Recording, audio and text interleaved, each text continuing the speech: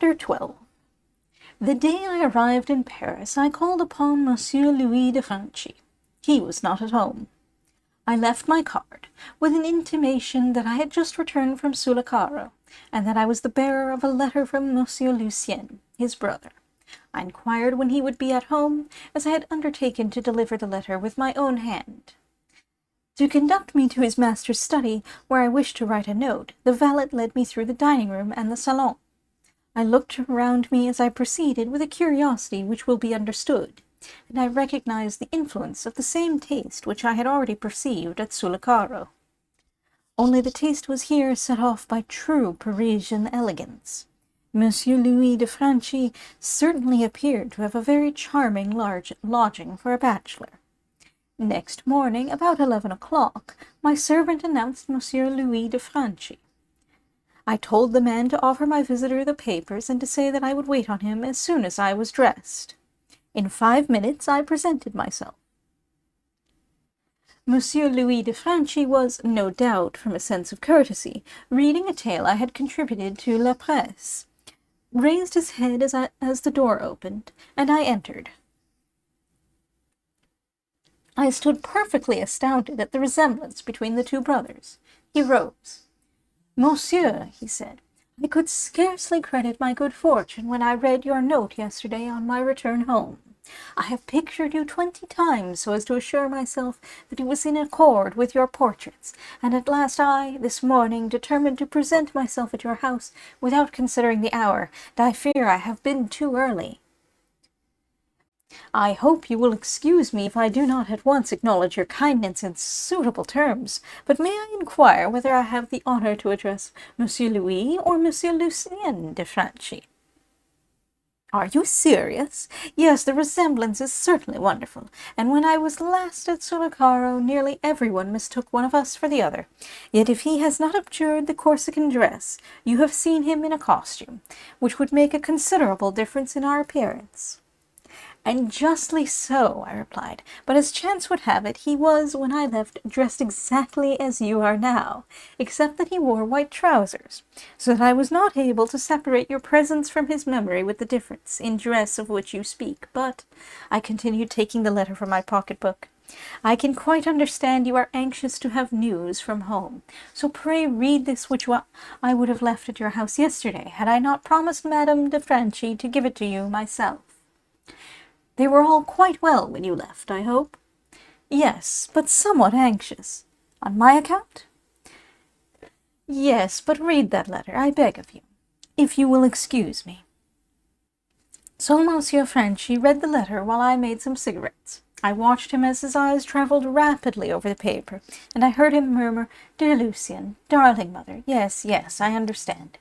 I had not yet recovered from the surprise the strange resemblance between the brothers had caused me, but now I noticed what Lucien had told me, that Louis was paler and spoke French better than he did. "Well," I said, when he had finished reading the letter, and had lighted the cigarette, "you see, as I told you, that they are anxious about you, and I am glad that their fears are unfounded." "Well, no," he said gravely, "not altogether. I have not been ill, it is true, but I have been out of sorts, and my indisposition has been augmented by this feeling that my brother is suffering with me. Monsieur Lucien has already told me as much, and had I been skeptical, I should now have been quite sure that what he said was a fact. I should require no further proof than I now have. So you yourself are convinced, monsieur, that your brother's health depends to a certain extent on your own?" "Yes, perfectly so." "Then," I continued, "as your answer will doubly interest me, may I ask, not from mere curiosity, if this indisposition of which you speak is likely soon to pass away?" "Oh, you know, monsieur, that the greatest griefs give way to time, and that my heart, even if seared, will heal. Meantime, however, pray accept my thanks once more, and permit me to call on you occasionally to have a chat about Sullacaro." "With the greatest pleasure," I replied. "But why not now continue our conversation, which is equally agreeable to both of us? My servant is about to announce breakfast. Will you do me the honor to join me, and we can talk at our ease?"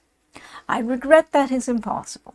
I have an appointment with the Chancellor at 12 o'clock, and you will understand that such a young advocate as I am cannot afford to stay away. Ah, it is probably only about that Orlandi and Colonna affair, as you no doubt are aware, and I can reassure you on that point, for I myself signed the contract as sponsor for this Orlandi. Yes, my brother said as much. But, he added, looking at his watch, it is nearly 12 o'clock. I must go and inform the Chancellor that my brother has redeemed my word. Ah, yes, most religiously, I can answer for that. Dear Lucian, I knew quite well, though our sentiments do not agree on this point, that he would do it for me. Yes, and I assure you it cost him something to comply. We will speak of all of this later, for you can well understand how pleasant it is for me to revisit with your assistance my mother, my brother, and our home surroundings. So if you will tell me when you are disengaged... That will be somewhat difficult, for this next few days I shall be very busy. But will you tell me where I am likely to find you? Listen, he said, tomorrow is mi-carême, is it not? Tomorrow? Yes. Well, are you going to the opera ball? Yes and no. Yes, if you will meet me there. No, if I have no object in going. I must go. I am obliged to be there. Ah, yes, I said, laughing. I understand. As you said just now, time heals up the greatest griefs, and your seared heart must be healed. You are under a misapprehension, for I shall be probably sustain new tortures by going. Then do not go. But what is one to do in this world? We cannot always do what we want. I am dragged thither by fate in spite of myself. I know I had better not go, and nevertheless I shall go. Well then, tomorrow at the opera. Yes, agreed. At what time? 12:30 midnight, if that will suit you. And whereabouts? In the foyer, at 1. I will be in front of the clock. That is understood. We then shook hands, and he left the house quickly. It was on the stroke of 12. As for me, I occupied myself all the afternoon, and all the next day, in those employments as a man is obliged to undertake on his return from a lengthened tour. At 12:30 o'clock at night, I was at the rendezvous. Louis had been waiting some time. He had been following a mass, which he thought he recognized, but the lady had been lost in the crowd, and he had not been able to rejoin her. I wished to speak of Corsica, but Louis was too absent to follow out such a grave subject of conversation. His eyes were constantly fixed on the clock, and suddenly he rushed away from my side, exclaiming, "Ah, there is my bouquet of violets!" He pushed through the crowd to join a woman who, evidently with a purpose, was holding a large bouquet of violets in her hand. There were bouquets of every species in the foyer, and I myself was soon accosted by a bouquet of camellias, which congratulated me upon my safe return to Paris. To the camellias succeeded a bouquet of rose pompons. To these succeeded a bouquet of heliotrope. In fact, I was engaged with my 15th bouquet when I encountered D. "Ah, is it you, mon cher?" he cried. "Welcome back. You have returned just in time. I have a little supper party this evening, so-and-so and so-and-so, and we shall count upon you." "A thousand thanks, my dear fellow, but though I am strongly tempted to accept your invitation, I can't. I am engaged to somebody." "Yes, but everyone else will bring somebody also," said D. "It is quite understood that there are to be 6 water bottles, whose destiny is to refresh bouquets." "Ah, you are mistaken. I shall have no bouquet to put in a water bottle. I am with a friend." "Well, you know the proverb, friends of our friends." "It is a young gentleman whom you do not know." "Well, then, we will make his acquaintance. I will tell him of his good fortune." "Yes, and if he decline, bring him by force." "I will do what I can, I promise you. At what time?" 3 o'clock, but as supper will remain on table till 6, you have ample margin." "Very well. A bouquet of maestos which perhaps had heard the latter portion of our conversation, then took D's arm and walked on with him.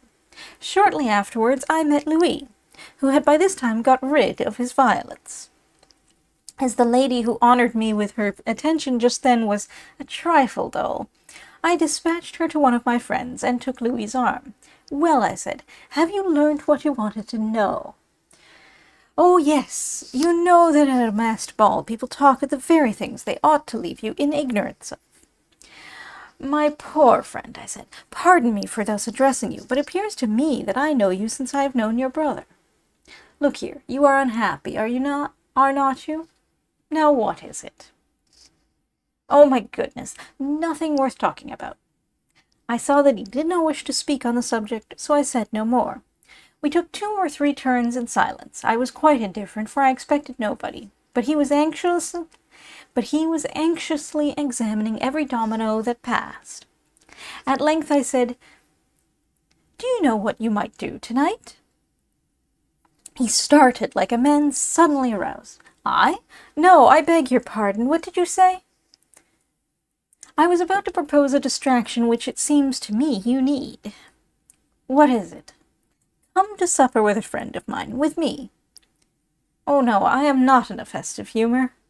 "Ah, they will talk nothing but nonsense, and that will amuse you." "Well, but I am not invited." "You mistake, for you are." "It is very kind on your part, but, upon my word, I am not worthy of—" Just then we crossed Dean. He seemed very much engaged with his bouquet of myostis. Nevertheless, he saw me. "Well," he said, "is it settled? 3 o'clock?"